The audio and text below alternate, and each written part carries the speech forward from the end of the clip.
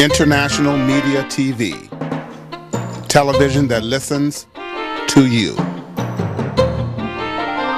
Hi, I'm Johnnie Burrell. Welcome to the program.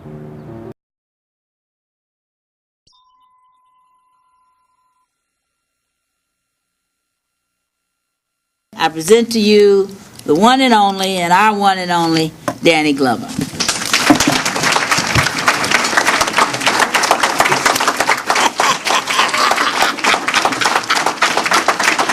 Thank you.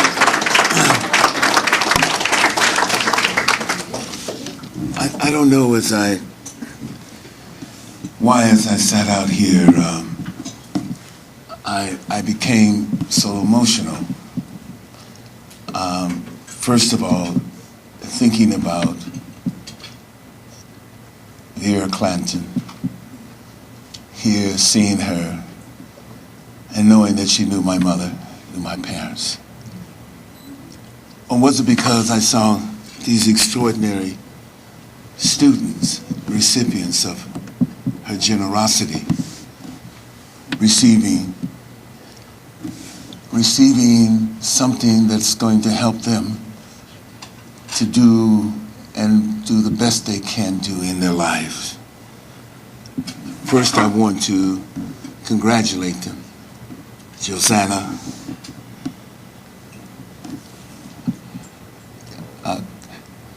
also Annette,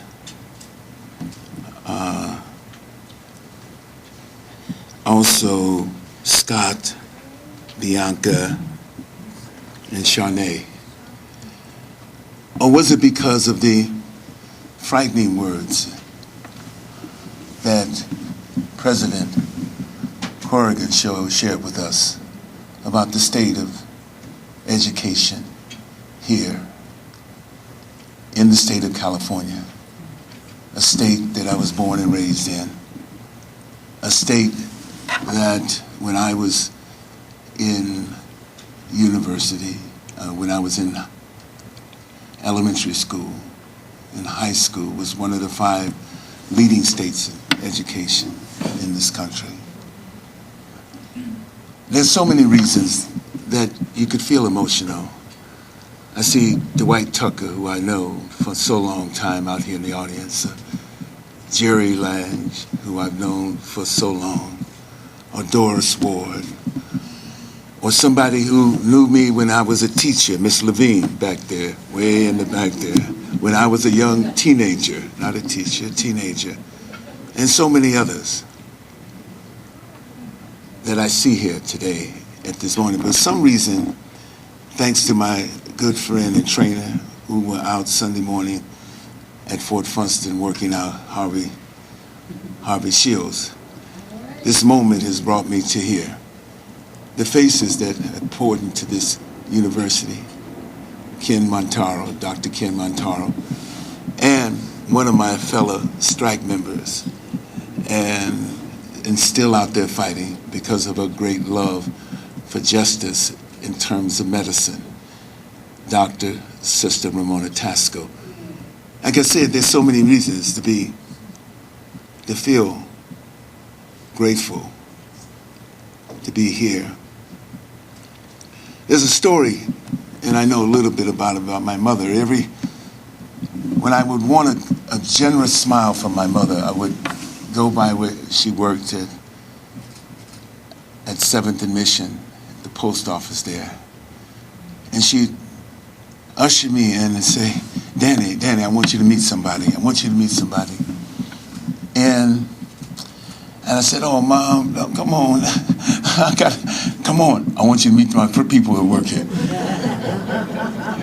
And you know how my mother was. When she said, she wants you to meet the people you good enough.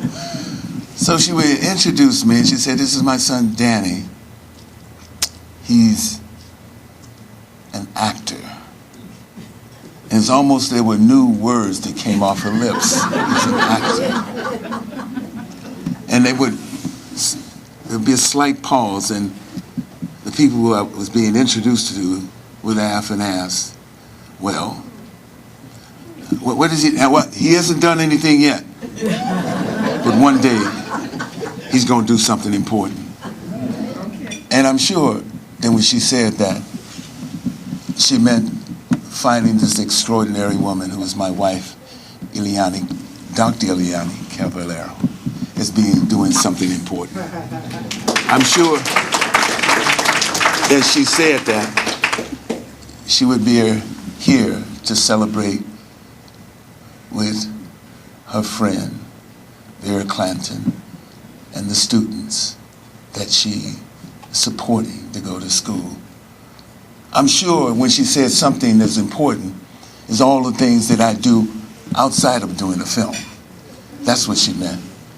My mother was, as my friend Cole Lumley described, a force of nature, and quite a force of nature. And I think I felt just a little bit emotional because I know when I stand tall, I stand not only on the shoulders of my parents, but I stand on the shoulders of Perry and Vera Clanton. And that's why I'm here. And I thought about, as I read the bio, about this extraordinary gift over 12 years, $92,000. What does that say to us? It says simply that all of us, every single one of us can do a little bit more. Every single one of us. But it says something else about the context in which this gift is presented. As I read the bio, Barry's bio, he was one of 6 men who was first hired on the San Francisco docks to be a longshoreman. Now, there's a little story that goes along with this, but a very important story that shows you how powerful we can be.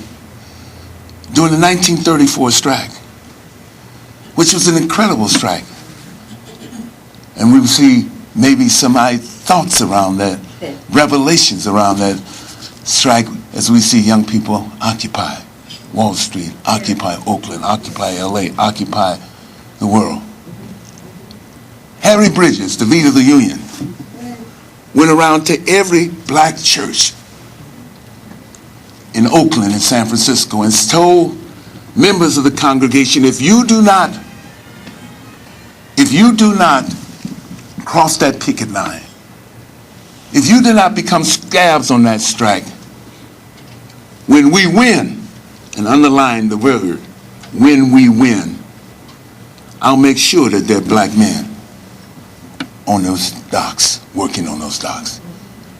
Now take that gift, all of you and all those who've received gifts over the last 12 years, take that gift and contextualize what that meant with a man who had an opportunity to not only take care of his family, because he had a job to support that. A man who worked hard for 47 years and was proud of his union. A man who had seen the world and yet believed so much in the future.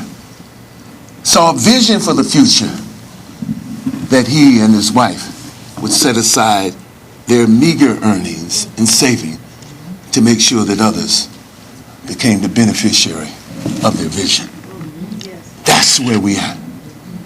As we look at progress, as we look through this whole process of development, of change, evolution, transformation, if we have to get where we need to get at this time, not only to save our communities, not only to save beyond that the human species, but also to save this fragile planet, we're going to have to do a little bit more.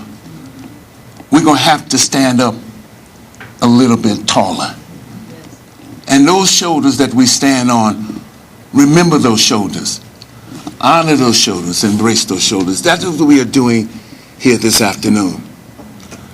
We have a lot of work to do.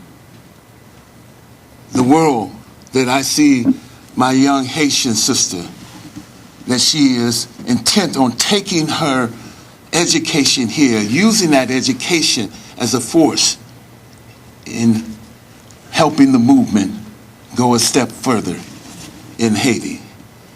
to take her skills. So every one of you, to translate that, translate this beautiful gift here and your vision of yourself as an participant in change, as an engine, as a vehicle for change.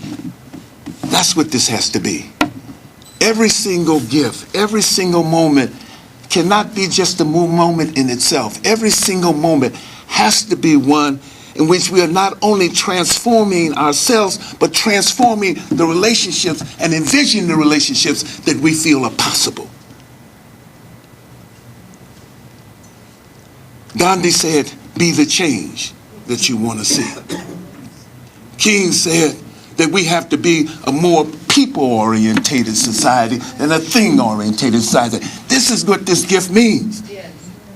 This gift from this generous woman and her husband is a gift toward that end. What the outcome is, we don't know. But we know that the challenges are there. We know that the opportunities are there. We know that the opportunities for change are there. It's upon us to push forward. You had a vanguard moment in your life as students here. Not only to be successful in your own right, but successful in your generosity toward the human family. We need you to be that. And I tell you, I'm just asking to be that, but maybe we're going to need you to be even more than just that. But we also know that in your memory, and that memory that is so vital to our sustaining our past and our present and our future, that you'll remember this one gift and how this gift was a catalyst to your transformation as a human being, as a soul, a generous soul of giving. Thank you.